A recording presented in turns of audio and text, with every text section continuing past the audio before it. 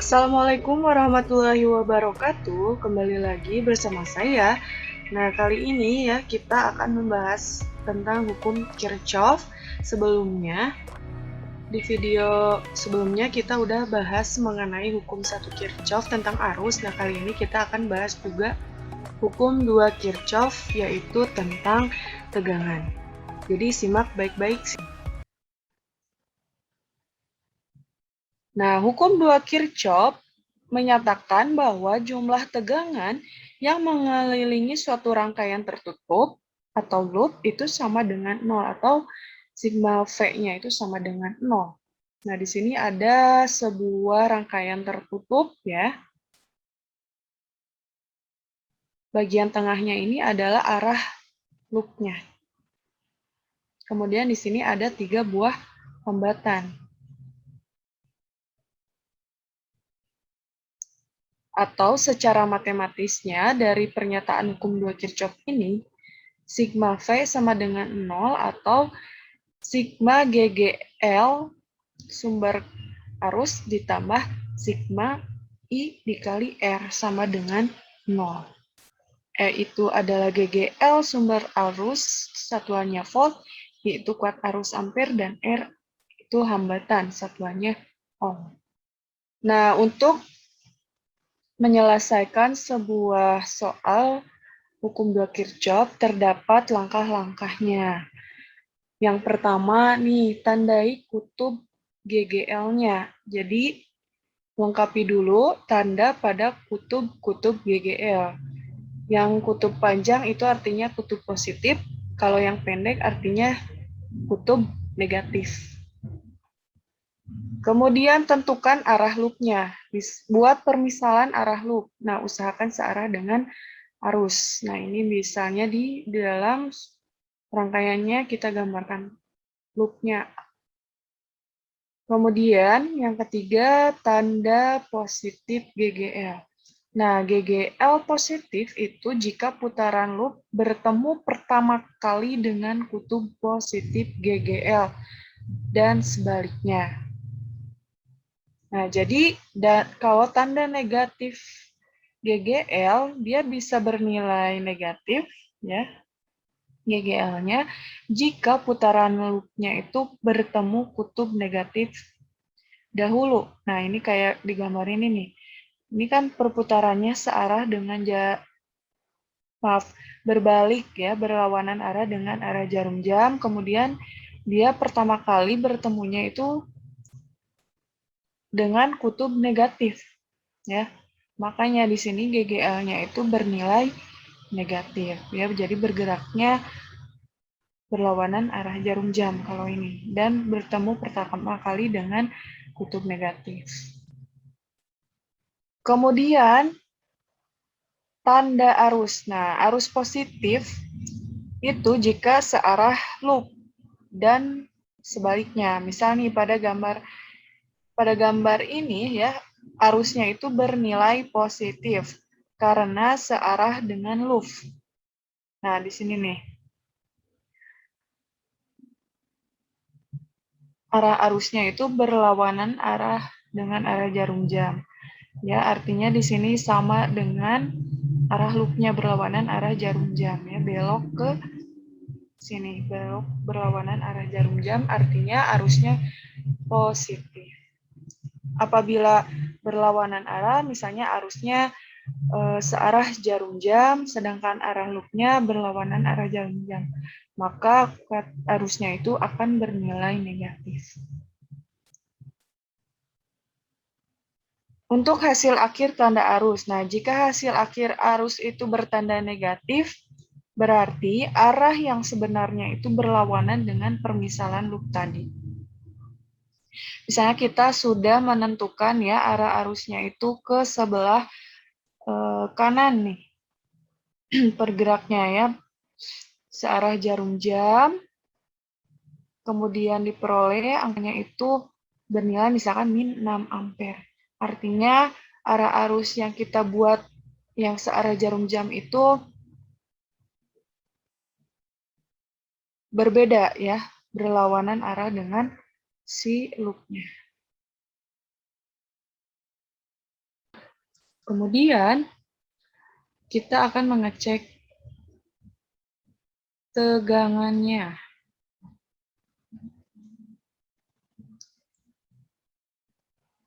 Tegangannya di sini 6 volt. Kita cek tegangan pada hambatan 1 ohm 2,5 volt. Muter ke sini ya, loop yang sebelah kanan. Ini 5,5 volt.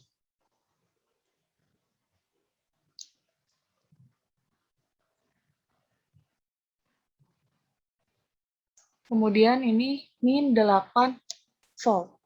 Ya, kalau kita gambarkan loop di sini ya searah berlawanan arah jarum jam, ya berarti loop ini akan pertama kali bertemu dulu dengan kutub negatif dari baterai ya.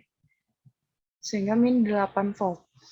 Kemudian untuk jumlah tegangan ya pada rangkaian tertutup tinggal kita jumlahkan saja tegangannya. Tegangan ini tadi tegangannya 2,5, di sini 5,5 ya sama dengan 8 volt dikurangi sumber tegangannya min 8 menjadi sama dengan 0. Sehingga ya pada hukum 2 Kirchhoff ini menyatakan bahwa jumlah tegangan ya pada rangkaian tertutup atau loop ini itu sama dengan 0. Begitupun loop yang sebelah kiri. Kita cek ya.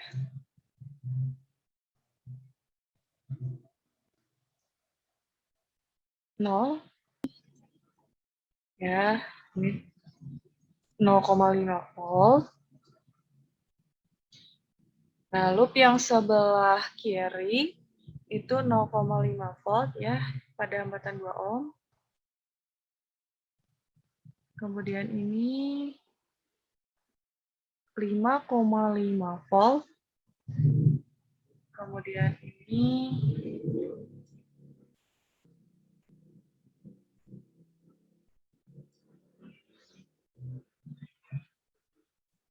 6 volt. Gambarkan untuk loop yang sebelah kiri ya. Nah, dia searah jarum jam. Nah, loopnya ini akan pertama kali bertemu dengan kutub negatif baterai, sehingga E-nya itu min 6 volt. Oke, kemudian kita jumlahkan ya, min 6 volt ditambah 0,5 ditambah 5,5 itu hasilnya akan sama dengan 0. Contoh soal. Hitunglah kuat arus pada masing-masing hambatan pada gambar berikut. Nah, di sini terdapat 3 buah hambatan dan 2 buah sumber tegangan ya, 6 volt dan 8 volt. Pertama-tama kita tandai dulu ya kutub-kutubnya, kutub GGL-nya. Di sini yang panjang tadi ingat kutub positif, yang pendek itu kutub negatif. Nah, ini GGL yang sebelah kanan juga sama, yang panjang kutub positif, yang pendek kutub negatif.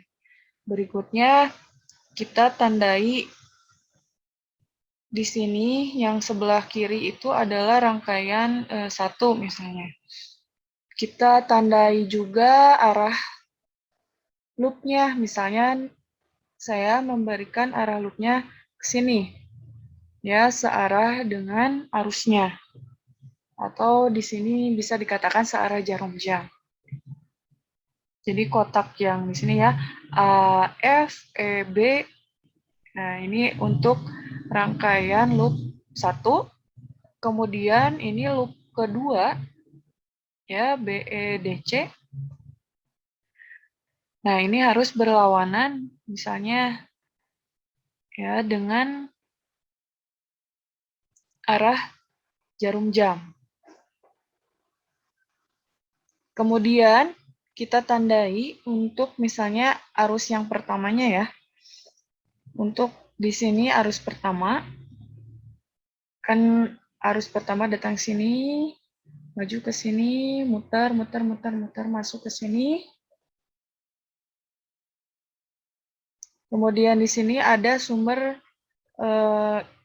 kuat arus yang kedua, ya. Nah, ini masuk ke sini muter, bertemu di sini, maju ke sini, menjadi I3.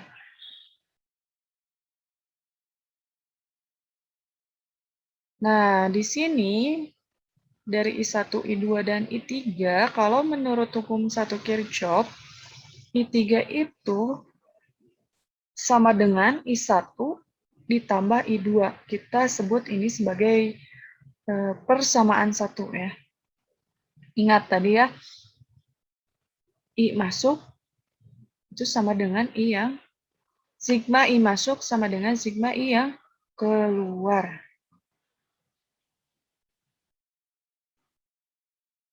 Pertama-tama kita hitung dulu loop yang ada loop 1, ya. Nah, loop 1 kita pakai persamaan hukum 2 Kirchhoff, sigma E ditambah sigma I kali R sama dengan 0. Kita uraikan, karena yang sebelah kiri di sini sumber tegangannya 1, maka di sini E-nya 1, ya. E ditambah I1 dikali R1, ya, kita hitung dulu untuk yang tegangan yang ada di hambatan pertama, ya, I1 kali R1 ditambah kemudian di sini, ya, lihatnya loop yang 1 I3 dikali R3 sama dengan 0. Karena di sini perhatikan loopnya kan di sini muter searah jarum jam, maka dia akan bertemu terlebih dahulu dengan kutub negatif yang 6 volt.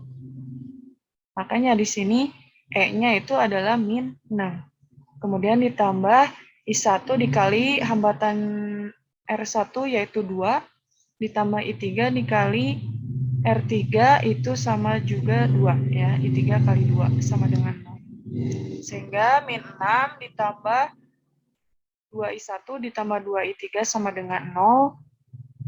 Nah, di sini kita pindah ruaskan, ya, yang min 6-nya. Min 6 pindah ruas, ya, menjadi positif di sini, menjadi 6. Sehingga 2I1 ditambah 2I3 sama dengan 6. Nah, ini bisa kita sederhanakan, ya. Semuanya bisa kita bagi 2. Ya, 2I1 bagi 2 menjadi I1, ditambah 2I3 bagi 2 menjadi I3, sama dengan 6 bagi 2, 3. Ini kita tandai sebagai persamaan kedua. Selanjutnya kita akan mencari persamaan untuk loop yang kedua. Sama caranya, kemudian di sini lihat, ya, loop yang kedua itu bertemu, ya, akan bertemu terlebih dahulu dengan di sini muter, ya, searah berlawanan arah jarum jam, bertemu dulu dengan kutub negatif 8 volt. Ya, di sini lihatnya rangkaian yang BCDE. Maka di sini ditulis min 8 ditambah I2 dikali R2 yaitu 1 ohm ditambah I3 dikali R3 yaitu 2 ohm. Kita uraikan di sini, ya, menjadi min 8 tambah I2 ditambah 2I3 sama dengan 0. Nah, I2 ini kita uraikan, ya, uraikannya bagaimana caranya? Nah, kenapa kita uraikan? Supaya sama, ya, pada variabel I1. Nah, I2-nya ini diperoleh dari hukum 1 ini nih, I3 sama dengan I1 tambah I2. Jadi kalau dibalik, I2 itu sama dengan I3 dikurangi I1. Ya. Kemudian ditambah 2I3 tetap di sini. Jadi I2 itu adalah I3 kurangi I1. Ya. Nah, min 8-nya itu pindah ruas ke kanan. Menjadi positif sama dengan 8. Kemudian di sini ada I3, ada variabel yang sama. Nah, ini bisa kita jumlahkan, ya. I3 ditambah 2I3 berarti sama dengan 3I3. Nah, min I1 tetap di sini min I1 ditambah 3I3 sama dengan 8. Nah, ini kita tandai sebagai persamaan ketiga. Setelah itu, kita peroleh di sini persamaan 2 dan 3-nya kita eliminasi. Nah, tapi di sini kita yang persamaan kedua ini ya kita kalikan 3 agar I3-nya itu dapat dieliminasi. Sehingga bisa kita peroleh yang I1. Nah, 3 dikali I1, 3I1, kemudian 3 dikali I3 itu 3I3, 3 kali 3 itu 9. Jadi 3I1 tambah 3I3 sama dengan 9. Dikurangi ya persamaan yang ketiga. Min I1 ditambah 3I3 sama dengan 8. Nah, kita kurangi. Karena di sini ya 3I3 dikurangi 3I3, 0 ya. Jadi kita pakai tanda kurang supaya habis 0 ya. 9 kurangi 8, 1. Kemudian 3I1 dikurangi min I1. Nah, min ketemu dengan min jadi positif ya, min kali min. Jadi 3I1 tambah I1 sama dengan 4I1. Karena di sini 4I1 ya, artinya 4 kali I1 sama dengan 1, maka kalau I1 saja bagaimana? Jadi tinggal pindah ruas. Kalau perkalian pindah ruas jadi bagi ya. 1 dibagi 4. Jadi I1 itu sama dengan 0,25 ampere. Nah, I1 udah ketemu. Kemudian kita bisa mencari I2 dan I3. Nah, untuk mencari arus yang lainnya, misalnya di sini kita tuliskan aja persamaan yang kedua nih, yang gampang. Jadi I1 tambah I3 sama dengan 3. Kan I1-nya udah ada. Nah, I1-nya kita substitusikan ya menjadi 0,25 ditambah I3 sama dengan 3. Nah, 0,25 tambah berapa ya agar bisa jadi 3? Tinggal gini aja ya. I3 sama dengan 3 aja ini dikurangi 0,25, yaitu 2,75 ampere. Nah, barulah kita bisa menghitung I2. Nah, I2 bisa kita pakai persamaannya tadi ya. I3 itu kan sama dengan I1 tambah I2. Jadi I3-nya udah ada 2,75 sama dengan I1-nya 0,25 ditambah I2. Nah, 0,25 tambah berapa biar jadi 2,75. Nah, sehingga menjadi seperti ini. I2 itu sama dengan 2,75 dikurangi 0,25. Jadi I2-nya itu 2,5 ampere. Jadi kalau kita jumlahkan nih, kan I3-nya itu 2,75 ampere. Nah, I1-nya 0,25. I2-nya 2,5. Kamu hitung 0,25 tambah 2,5 itu sama juga dengan 2,75. Jadi ini juga berlaku ya. Sigma I masuk sama dengan sigma I keluar. Oke, sampai sini semoga paham ya. Semoga ilmunya bermanfaat. Dan mohon maaf apabila masih ada kekurangan. Terima kasih banyak yang sudah menonton. Jangan lupa untuk like, share, comment, and subscribe. Wassalamualaikum warahmatullahi wabarakatuh.